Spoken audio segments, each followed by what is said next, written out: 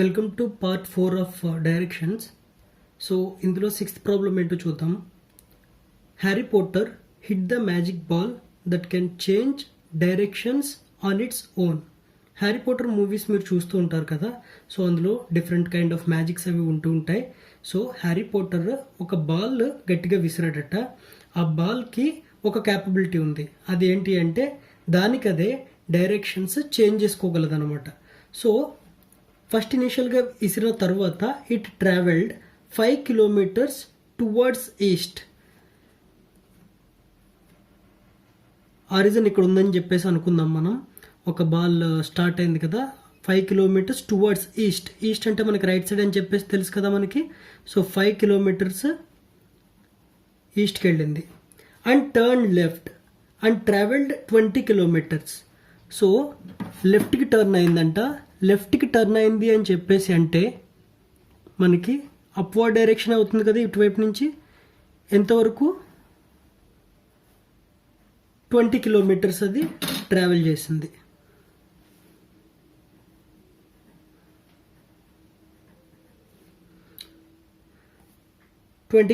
Travel చేసింది. And then it turn right. Right direction అంటే ఏంటి? ఇట్లా వెళ్తుంది బాల్, రైట్ డైరెక్షన్ ఇది. ఎంత ట్రావెల్ చేసింది? రైట్ డైరెక్షన్లో 11 kilometers ట్రావెల్ చేసింది. సో అనదర్ 11 kilometers నేను ఇక్కడి నుంచి రైట్ తీసుకుంటున్నాను.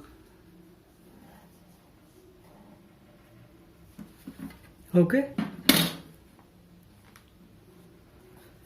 ఆ తర్వాత 5 kilometers సౌత్వర్డ్స్ అంటే సౌత్వర్డ్ డైరెక్షన్. ఇక్కడ వరకు వచ్చిన తర్వాత బాల్ సౌత్వర్డ్ డైరెక్షన్లో 5 kilometers ట్రావెల్ చేసిందంట. సో ఆల్వేస్ నార్త్ పైకి ఉంటుంది కదా, దాని ఆపోజిట్ సౌత్ కదా. సో డౌన్వర్డ్ డైరెక్షన్కి బాల్ ట్రావెల్ చేస్తుంది అనమాట. సో 5 kilometers డౌన్వర్డ్ డైరెక్షన్లో ట్రావెల్ చేసింది ball.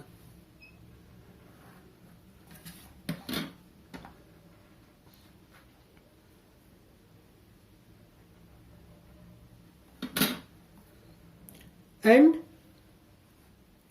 Then it further travelled 4 kilometers టువర్డ్స్ ఈస్ట్. సో ఇక్కడి నుంచి మరలా ఈస్ట్కి 4 kilometers ట్రావెల్ చేసిందట బాల్. ఇది ఒక 4 kilometers. సో బాల్ ఇక్కడ స్టార్ట్ అయ్యి ఇక్కడ ఎండ్ అయిందనమాట దాని జర్నీ. సో ఇప్పుడు క్వశ్చన్ ఏమడుగుతున్నారు? How far is the ball from the Harry Potter and in which direction. So ఇక్కడి నుంచి ఆరిజిన్ నుంచి ఆ ఎండింగ్ వరకు డిస్టెన్స్ ఎంతో ఫైండ్ అవుట్ చేయమని చెప్పేసి అడుగుతున్నారు. ఎట్ ద సేమ్ టైం మనకి ఆరిజిన్ నుంచి ఏ డైరెక్షన్లో ఉందో చెప్పమని చెప్పేసి క్వశ్చన్లో అడుగుతున్నారు. ముందు వీడియోస్లో మనం చూసినట్టుగా ఇక్కడ మనం ఈ లైన్ అన్నది ఎక్స్టెండ్ చేసుకుందాం.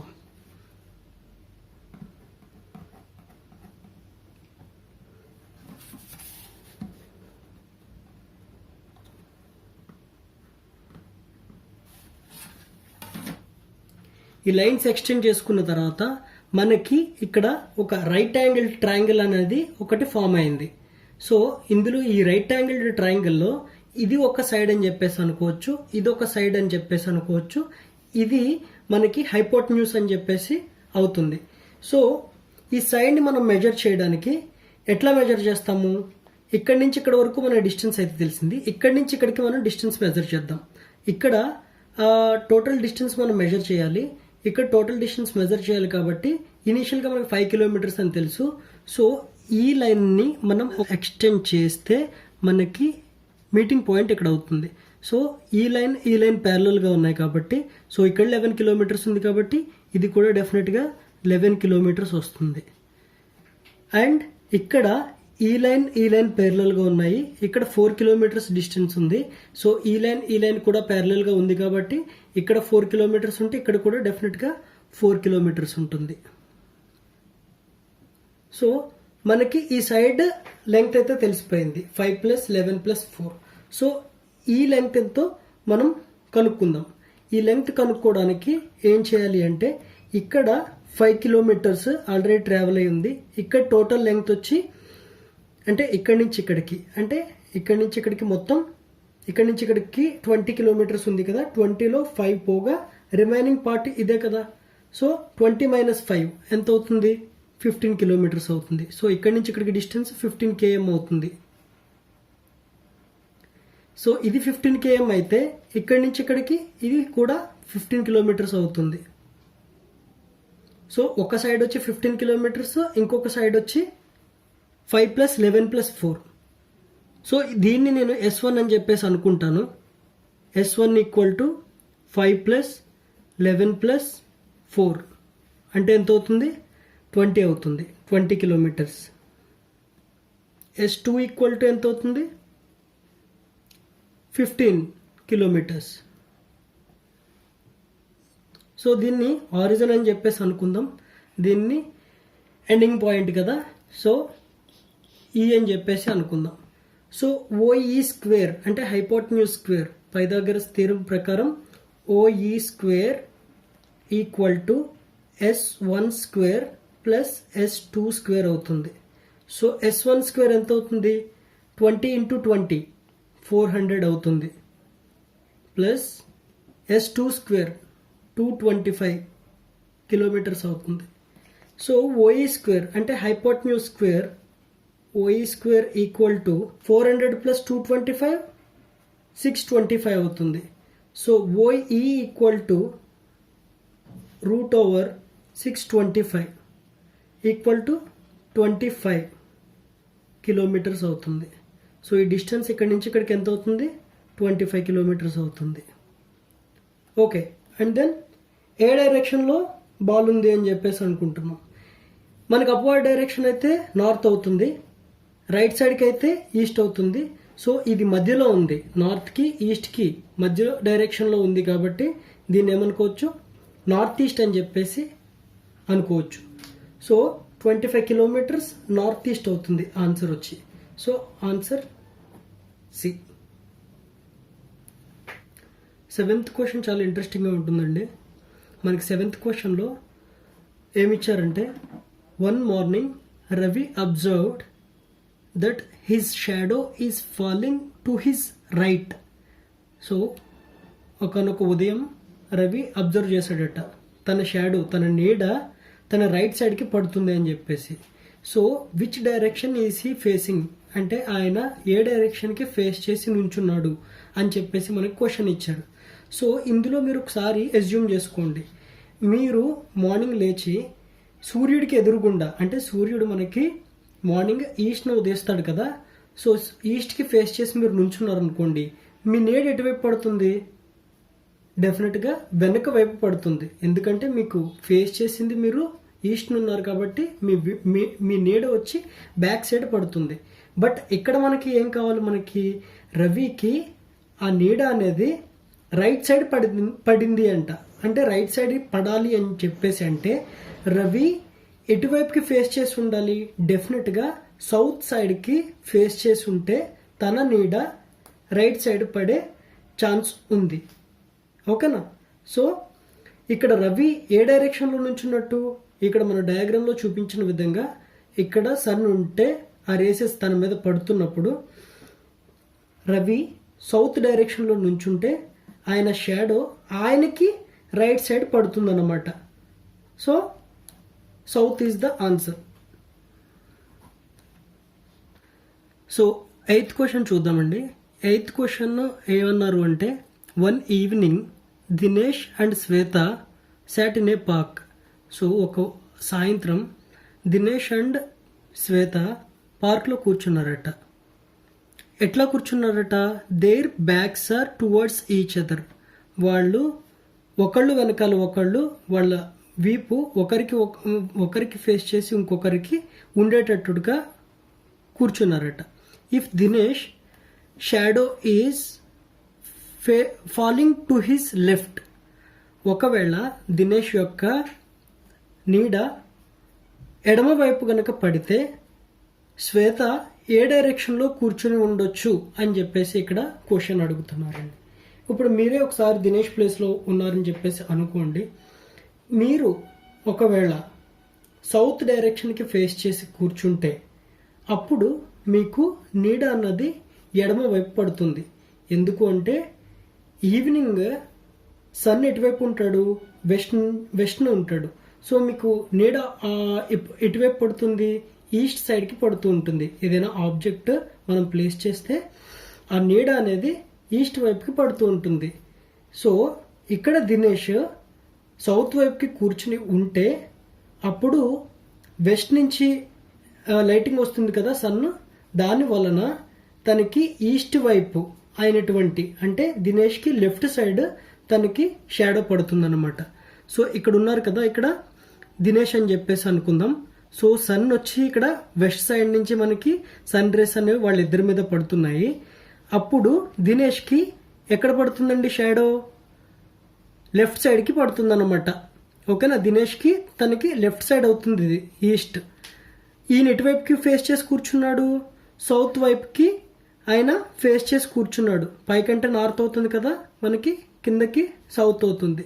సో శ్వేత ఎటువైపుకి కూర్చుని ఉంది, ఇక్కడ దినేష్ బ్యాక్ సైడ్, తన బ్యాక్ సైడ్ ఎదురెదురుగా ఉన్నట్టు కూర్చుని ఉన్నట్టుగా మనకి ప్రాబ్లంలో ఇవ్వడం జరిగింది కదా. సో శ్వేత ఆబ్వియస్గా నార్త్ సైడ్కి కూర్చుని ఉంటుంది. సో శ్వేత నార్త్ సైడ్కి కూర్చుని ఉంది కాబట్టి సో శ్వేత ఏ డైరెక్షన్లో కూర్చుంది అంటే ఇక్కడ నార్త్ డైరెక్షన్ అని చెప్పేసి అంటామన్నమాట. Okay, so north is the answer.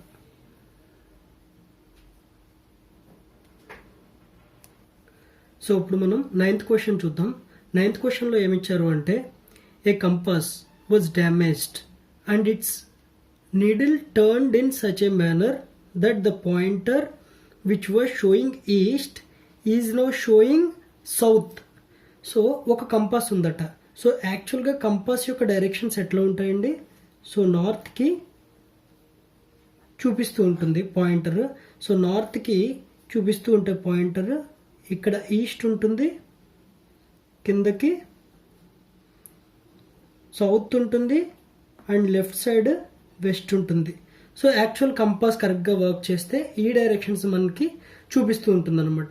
But ఇక్కడ ఏమైంది, ఇక్కడ కంపాస్ అన్నది డ్యామేజ్ అయిందనమాట. సో డ్యామేజ్ అవ్వడం వల్ల ఏం చేస్తుంది, అది ఈస్ట్కి చూపించాల్సిన పాయింటర్ సౌత్కి చూపిస్తుందంట. సో ఈస్ట్కి చూపించాల్సిన పాయింటర్ సౌత్కి చూపిస్తే ఏమవుతుందండి, ఇక్కడ వేద్దాము. సో ఇక్కడ ఈస్ట్కి చూపిస్తే దీనికి ఆపోజిట్ ఏమవుతుంది, వెస్ట్ అవుతుంది. వెస్ట్ అని చెప్పేసి చూపిస్తుంది అనమాట. ఇక్కడ ఏమవుతుంది, ఇక్కడ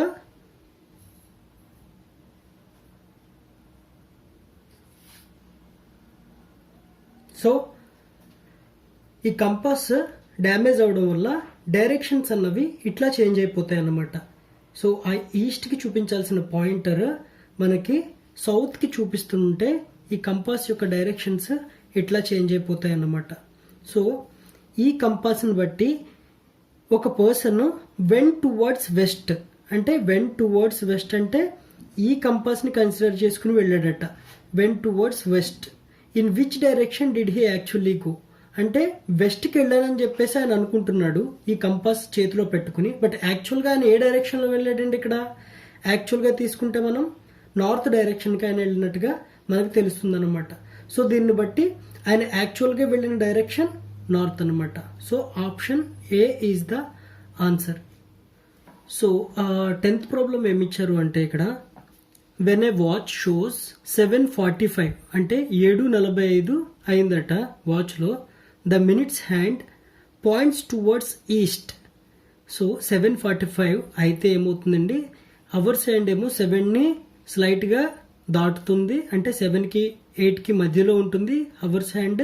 మినిట్స్ హ్యాండ్ వచ్చి ఎక్కడ ఉంటుంది, ఎగ్జాక్ట్గా 9 మీద ఉంటుంది అన్నమాట. సో ఇటువంటి సిచ్యువేషన్లో ఈ మినిట్స్ హ్యాండ్ అనేది ఈస్ట్కి పాయింట్ చేస్తుందంట. ఇది ఈస్ట్ అయితే ఇటువైపు ఏమవుతుందండి, వెస్ట్ అవుతుందన్నమాట. ఓకే, ఆపోజిట్ సైడ్ కాబట్టి వెస్ట్ అవుతుంది. మీరు ఈస్ట్ వైపుకి మీరు ఇక్కడ ఉన్నారు, ఈ సెంటర్లో ఉన్నారు, మీరు ఈస్ట్ వైపుకి మీరు ఫేస్ చేసి నుంచుంటే మీ వెనకాల వెస్ట్ ఉంది, మీ లెఫ్ట్ సైడ్ ఏముంటుందండి, మీకు నార్త్ ఉంటుంది అనమాట. అంటే ఇది నార్త్. సో మీ రైట్ సైడ్ ఏముంటుంది, మీకు ఇది సౌత్ డైరెక్షన్ అవుతుంది అనమాట. సో సౌత్ ఈ డైరెక్షన్లో ఉంటుంది. ఓకే, ఇక్కడ ఇచ్చిన డేటాను బట్టి మనం క్లాక్ గీసుకున్నాం. ఆ క్లాక్లో ఆ మినిట్స్ హ్యాండ్ ఈస్ట్కి చూపిస్తుంది అని చెప్పేసి అనుకున్నాం. At the same time directions కూడా మనం modified directions as per the clock మనం వేసుకోవడం జరిగింది. Next when the watch shows 3 o'clock అంటే 3 o'clock అంటే ఇదే క్లాక్ నేను డైరెక్షన్స్ అయితే ఏమి చేంజ్ చేయట్లేదు. జస్ట్ అవర్స్ హ్యాండ్ వచ్చి ఇక్కడ ఉంటుంది, మినిట్స్ హ్యాండ్ వచ్చి ఇక్కడ ఉంటుంది 12 మీద, అవర్స్ హ్యాండ్ వచ్చి 3 మీద ఉంటుందన్నమాట. Which direction does the hours hand points? So ఇప్పుడు ఈ అవర్స్ హ్యాండ్ ఏ డైరెక్షన్లో పాయింట్ చేసి చూపిస్తుంది అని చెప్పేసి అంటున్నారు. అంటే ఏంటంటే as per this clock west డైరెక్షన్లో అవర్స్ హ్యాండ్ ఉంటుందన్నమాట. So answer is west.